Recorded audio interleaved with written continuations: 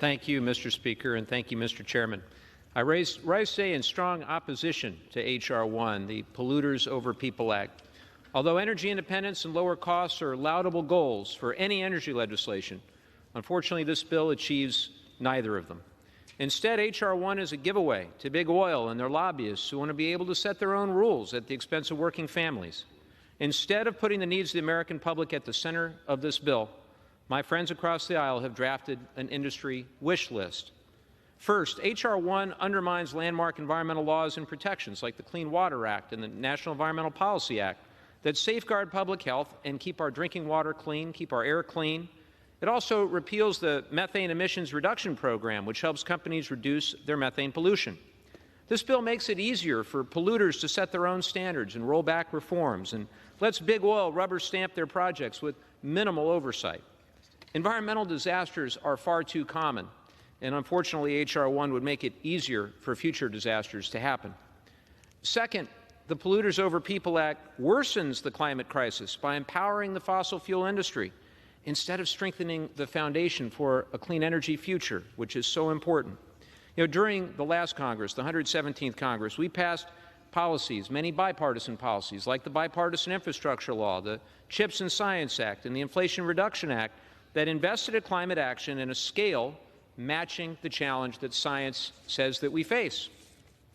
And this bill that we have before us today not only ignores the additional steps we need to take to reach our climate targets, it actively takes us backwards on climate action by rolling back key provisions of the Inflation Reduction Act, which was and is the most significant environmental and climate bill that has ever been passed in the United States or anywhere else.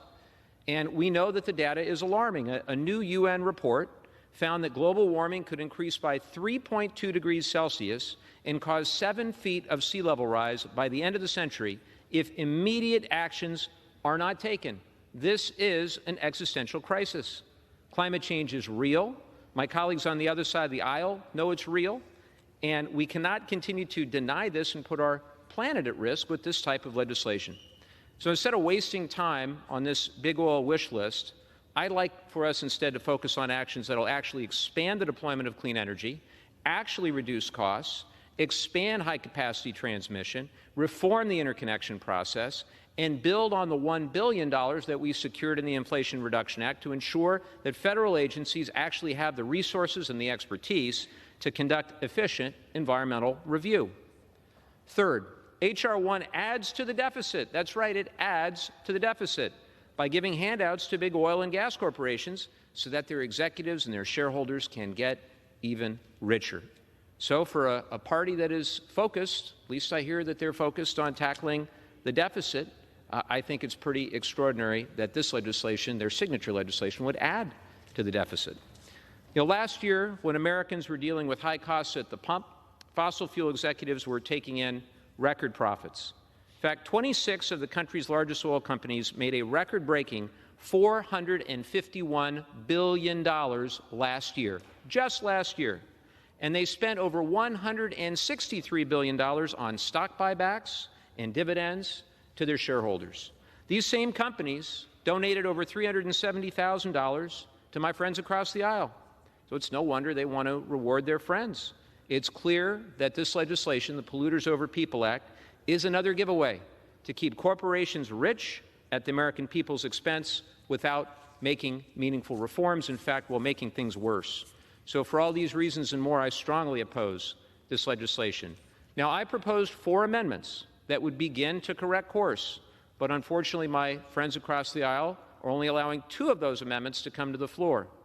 My first amendment that was blocked would clarify that lead federal agencies can extend a public comment period or gather further community input if the Secretary determines that doing so would improve project results or efficiency. This would allow agencies to actually streamline the permitting process by ensuring that potentially impacted communities and local governments have the ability to fully engage in the process. Instead, my friends across the aisle chose to block consideration of this amendment and perpetuate the myth, it's a myth, that community input somehow slows down project approvals. My other amendment that was blocked would have banned offshore drilling off the Southern California coast. Californians of both political parties have made it absolutely clear, overwhelmingly clear, that they are strongly opposed to additional offshore oil and gas drilling in Southern California off the coast. And this amendment would have offered this Congress an opportunity to respect the will of the overwhelming majority of Californians who oppose drilling off our coasts. So I strongly urge my friends across the aisle, allow debate on these and other amendments so that more voices are heard.